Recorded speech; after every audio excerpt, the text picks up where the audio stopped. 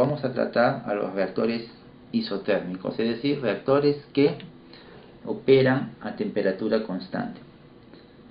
¿Ya? Pero cuando decimos que el reactor opera a temperatura constante, no estamos diciendo pues que entonces tengo mi tanque, lo alimento, lo descargo y nada más. Está bien, la temperatura seguramente va a ser muy cercana a la temperatura ambiental. Pero ¿y qué pasa si la reacción solamente se desarrolla o se desarrolla de manera eficiente a una temperatura de 80 grados Celsius? Usted dirá, bueno, entonces la alimentación que esté a 80 grados Celsius, caliento la alimentación y la bombeo al reactor a 80 grados Celsius. La alimentación entra a 80, pero se va a enfriar pues en el reactor, porque no va a salir automáticamente. El líquido va a ingresar, va a demorar un tiempo dentro del reactor y después va a salir. Y en ese tiempo pues puede enfriarse. O podría ocurrir otra cosa. Vamos a suponer que su reacción tiene que darse a temperatura ambiental. Ya, muy bien, usted alimenta el fluido que está a temperatura ambiente, pero resulta que esa reacción es exotérmica. Si es exotérmica, libera energía. Si libera energía, se calienta. Entonces se va a empezar a calentar dentro del reactor. Y no queremos eso, más bien queremos que la reacción ocurra a temperatura ambiente, porque si se calienta, pues empiezan a ocurrir otras reacciones y eso no deseamos. Necesito entonces que el reactor opere a una sola temperatura, la temperatura que yo quiero, ambiental, caliente, fría, no sé, eso va a depender del proceso. ¿Cómo hago que este reactor opere de manera isotérmica? Pues tienes que colocarle un sistema de intercambio de calor. Puedes usar una chaqueta.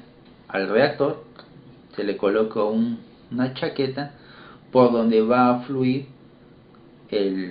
la sustancia o el fluido de servicio, o sea, el fluido que se encarga de calentar el contenido del reactor o enfriar el contenido del reactor, dependiendo de qué es lo que usted desee. Si, por ejemplo, vamos a suponer que el proceso se tiene que desarrollar a 70 grados Celsius y tu alimentación pues está a temperatura ambiente, pues lo que necesitas es instalar un sistema de calefacción para que esto siempre se mantenga a 70 grados Celsius.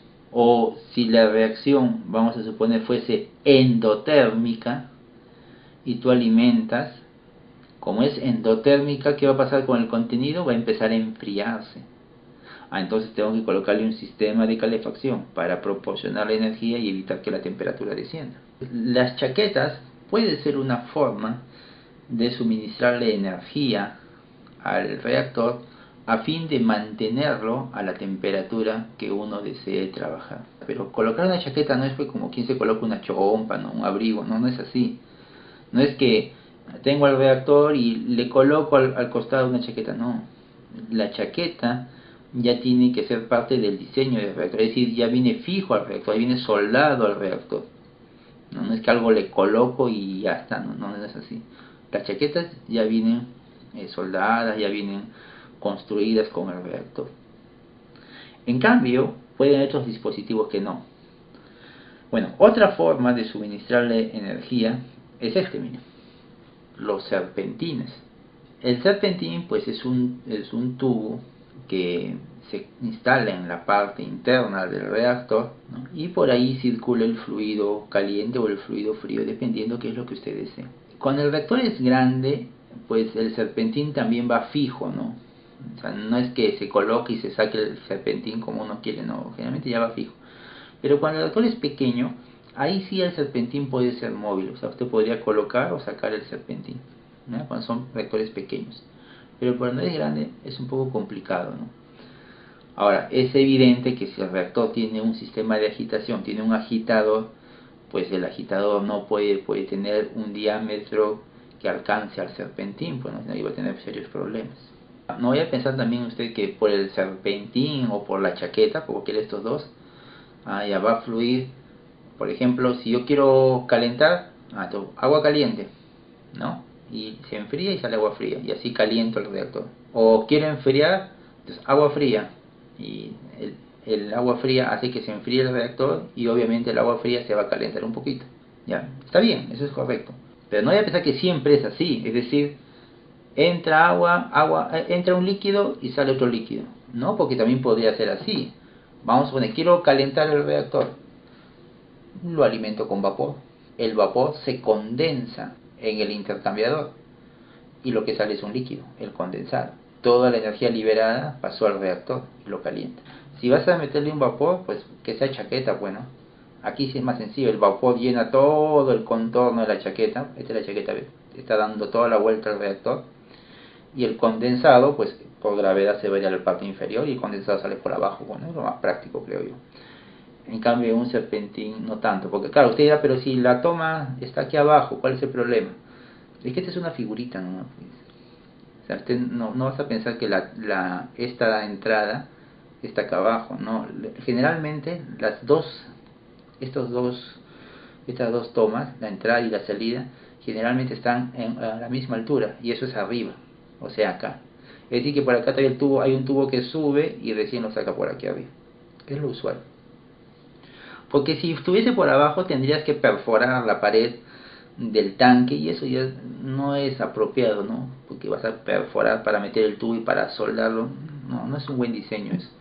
Lo mejor es que esto simplemente se coloque y por ahí se fije, para que no se mueva, se fije a la estructura interna del reactor y listo. Para eso estas dos tomas deben estar arriba. Bueno. ¿Y cuándo tendría que usar vapor? Dice, ¿no? Usar vapor para que se condense y toda la energía haga que se caliente el reactor.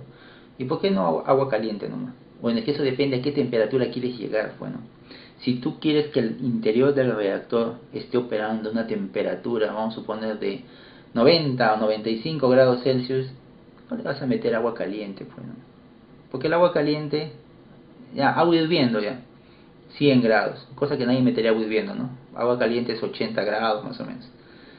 Entonces, no, pues es una temperatura insuficiente, tú requieres llegar a 90. Y para que el reactor llegue a 90, significa que el fluido que calienta tiene que estar a más de esa temperatura, por lo menos 10 grados más, por lo menos. O sea que el fluido debe estar a 100 y que vas a meterle agua hirviendo. No tendría mucho sentido eso. Entonces, cuando la temperatura es muy alta dentro del equipo, vapor, bueno, ya el vapor lo puedes llevar a 120 grados, a 130, 140, vapor a mediana presión, ¿no? O a una presión mayor. Pero si tú quieres que el reactor opere a 50 grados Celsius, una temperatura relativamente no tan alta, no le vas a meter vapor, pues no. Ponle agua caliente, agua a 80 grados, ponle. Hay una diferencia de 30, 80, 50, suficiente, 30 grados. Ahora, ¿el serpentín siempre va dentro del reactor? Usualmente sí, aunque también podría colocarse por fuera.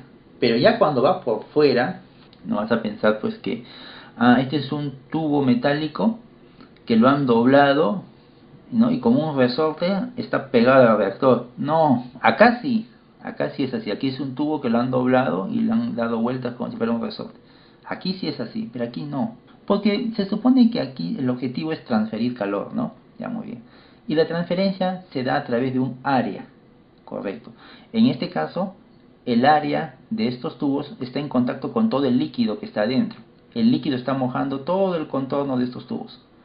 Pero si estás por fuera, no le vas a poner un tubo. Si le pones un tubo y lo pegas a la pared del reactor, ¿cuánta área realmente están en contacto? Una área muy pequeña, porque el tubo tiene sección circular. Entonces, ¿cómo tiene que ser? En realidad no es un tubo, sino es una especie de medio tubo. Imagine que al tubo lo partes por la mitad y lo sueldas en esos extremos. Entonces, ¿qué área es la que tienes en contacto? Pues la mayor área posible, bueno. No es tan usual esto, porque su misma construcción es más complicada. ¿Cuáles son los intercambiadores usuales que uno podría utilizar? Pues la chaqueta y el serpentín. También puede haber otros diseños, ¿no? Que usted podría pues ingeniárselas, ¿no? No tiene por qué ser necesariamente así.